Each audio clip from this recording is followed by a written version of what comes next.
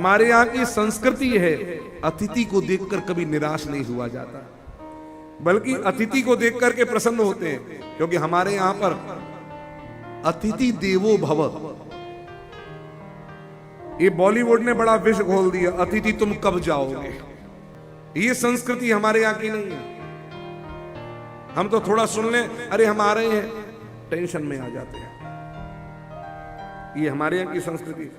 हमारे यहाँ तो देखो, आज धीरे धीरे करते करते सब बिखरता चला गया, कौन किसके यहाँ आता है। आज तो ये होना चाहिए कि घर में कोलाहल होना चाहिए, हलचल होनी चाहिए, लोग आए, कभी ये कभी वो, चहल पहल बनी रहे। नहीं, किसके पास कहां फुर्सत है आज के दिन पर किसी के यहां जाने आने की। ये सौभाग्य है जिसके यहाँ अतिथि आते हैं, और जो उनका स्वागत करने वाले आतिथ्य करते हैं, उनका समझना भगवान का ही सत्कार कर लिया है, देवता का ही सत्कार हमने कर लिया है। नारायण ऐसे नहीं, जैसे अचानक, अतिथि का मतलब अतिथि, जिसके आने की कोई तिथि नहीं हो, कब आ जाए पता नहीं, अचानक आ गए। और जैसे ही आए, अरे भाई साहब आप बस सरप्राइज देने के लिए, ओहो बहुत बढ़िया, अकेले आए हैं? नहीं नहीं, देखिए आपकी भाभी जी भी आई निकल के। ओह क्या बात है, बड़ी खुशी की बात। तो क्या प्लान है? अरे अंदर तो बोल दीजिए आने के लिए, अंदर। हाँ अंदर आइए, अंदर आइए। आजकल तो भाई साहब कैसे आए, बस फलाना ट्रेन से आ गए थे, स्टेशन पे उतरे, कैब की और यहाँ तक। ओ आजकल तो ट्रेन की टिकट भी नहीं मिलती, पहले से बनाकर चलनी पड़ती है सारी।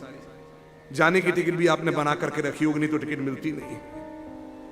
आने से पहले ही आए नहीं कि जाने की बात पहले तो नहीं नहीं टिकट। ओ भाई साहब बड़ी तकलीफ होती है।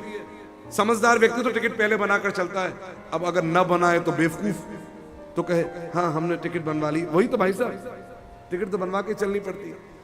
तो क्योंकि आजकल तो लोगों पे फुर्सत है नहीं, इतने व्यस्त कहीं एक दिन दो दिन से ज्यादा रुक जाए तो भगवान की बहुत बड़ी कृपा है, लोग पे फुर्सत है नहीं, खाली लोग थोड़ी बैठे हैं।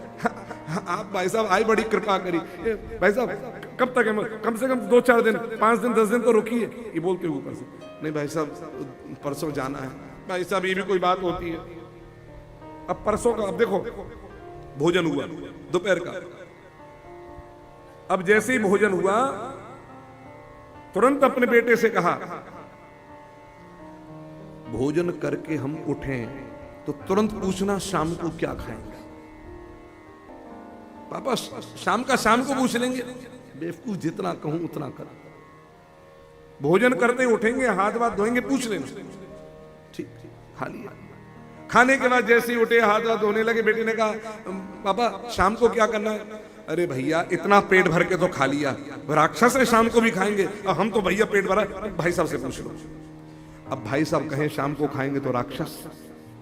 भाई साहब नहीं नहीं इतना पेट भर के खाया, अब कहां दोबारा खाने की हिम्मत। भले शाम को अपने घर से लाई खाकरा और मठरी खाकर रह ले बेचारे कमरे के अंदर, लेकिन बोल नहीं सकते।